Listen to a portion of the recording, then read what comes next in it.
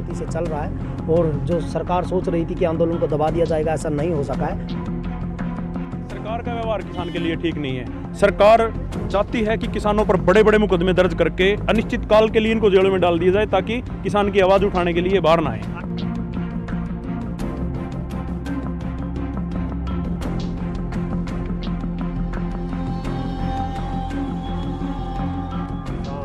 मेरा वर्ग दबने वाला नहीं है, कमाने वाला तो खाएगा और लुटेरा यहाँ से जाएगा। हम सरकार को बताना चाहते हैं कि जो 3 काले कानून आप कोरोना काल में लेकर आए हैं, ये किसानों ने नहीं मांगे थे।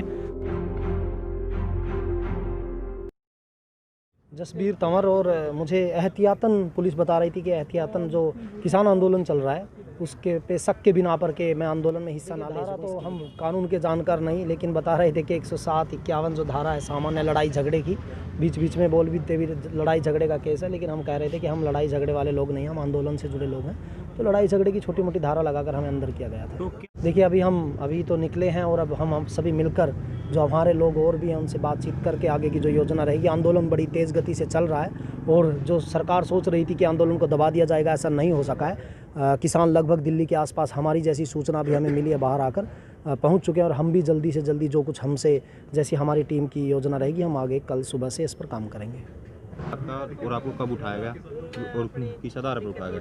मैं सतपाल गिल्लावाड़ी, प्रदेश कोषाध्यक्ष हरियाणा। मैं 23 तारीख को उठाया जी। मेरे पास पुलिस वाले गए, भाई मैं क्या बात है? वो बोले आप SHO साहब मिलना चाहते हैं, कोई बात होगी तो आपने हमारे साथ चलना पड़ेगा। मैंने खासी उनसे जब बातचीत की, भाई मैंने कोई कसूर नहीं कर रखा, मेरे कोई लड़ाई नहीं झगड़ा नहीं, SHO साहब मेरे साथ क्या बात करेंगे? फिर SHO से बात करी, SHO बोले अगर आ जाओ तो ठीक है, नहीं फिर मैं ज़्यादा फोर्स लेके आऊँगा। मेरे से कुछ नहीं बताया, फिर मैं चलो जब हमने कोई कसूर ही नहीं कर रखा चलो। वो मेरे को धक्का से 23 तारीख को रात ने 11 बजे उठाकर यहाँ ले आए, तो यहाँ के जेल में डाल दिया। मैं बोलिया जी मेरा कसूर क्या है? नहीं हुआ, कल को पता लग जाएगा जी। 24 तारीख ने जी मेरे को वहाँ पेश करके मेरा चालान काट कर यहाँ जेल में डाल दिया। फिर मालूम लग गया भाई जो 26 तारीख को किसानों का प्रदर्शन है दिल्ली के अंदर, इसलिए आप लोग गिरफ्तार किए गए हैं। घर वालों को कोई सूचना दी गई थी आपकी गिरफ्तारी की पुलिस द्वारा? पुलिस द्वारा मेरे घर वालों को कोई सूचना नहीं दी गई है, वो बल्कि अखबार में बात गई तभी मेरे घर वाले आए थे, भाई क्या कारण हुआ, क्यों आपको गिरफ्तार किया गया। सर, आगे की दिल्ली की अगर बात की जाए तो किसानों का कुछ वहाँ पर इकट्ठा हुआ है, तो आगे क्या रणनीति रहेगी आप किसान नेताओं की इसको लेकर? बात यह है जी, किसान अब पीछे नहीं हटेगा, करो यार मरो की नीति अपना के किसान चल रहा है।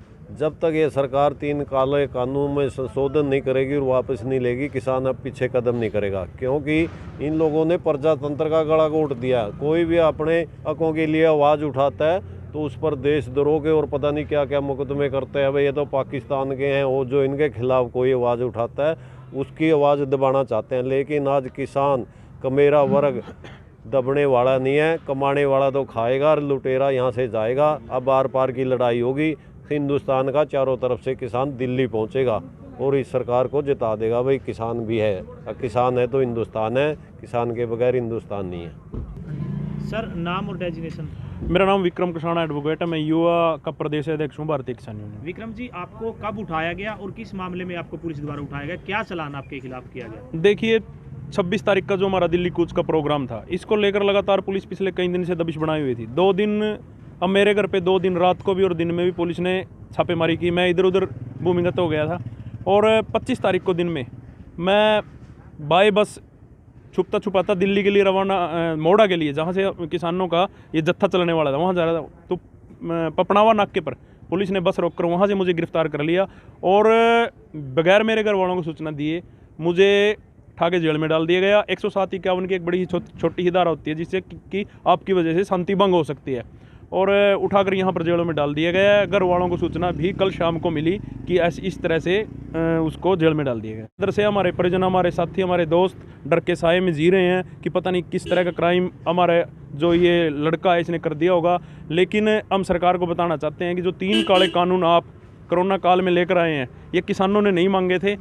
किसान स्वामीनाथन आयोग की रिपोर्ट और कर्जा माफ़ी की बात कर रहे थे, उस मुद्दे को वो मुद्दा जब बहुत आगे चला गया, उस मुद्दे को छोटा करने के लिए सरकार ये कोरोना काल में 3 काले कानून लेकर आई है। और ये 3 काले कानून किसी भी सूरत में किसान मानने वाले नहीं हैं। 26 तारीख का जो प्रोग्राम का कुछ था, पूरा देश के किसान दिल्ली की तरफ बढ़ चुके हैं। आगे की रणनीति किसान जिला के किसान साथियों से विचार विमर्श करके बनाएंगे और निश्चित तौर पर इन काले कानूनों को बदलाव के लिए दिल्ली जाएंगे। देखिए, पुलिस वालों ने कोई प्रताड़ना नहीं की, जेल का भी व्यवहार हमारे लिए ठीक था, लेकिन सरकार का व्यवहार किसान के लिए ठीक नहीं है। सरकार चाहती है कि किसानों पर बड़े बड़े मुकदमे दर्ज करके अनिश्चित काल के लिए इनको जेलों में डाल दिया जाए, ताकि किसान की आवाज़ उठाने के लिए बाहर ना आए। को शांति भंग ना हो, इस अंदेशे में क्रिमिनल प्रोसीजर कोड की धारा 107 और 151 के तहत इनका चालान किया गया था, तीनों का, किसान नेताओं का।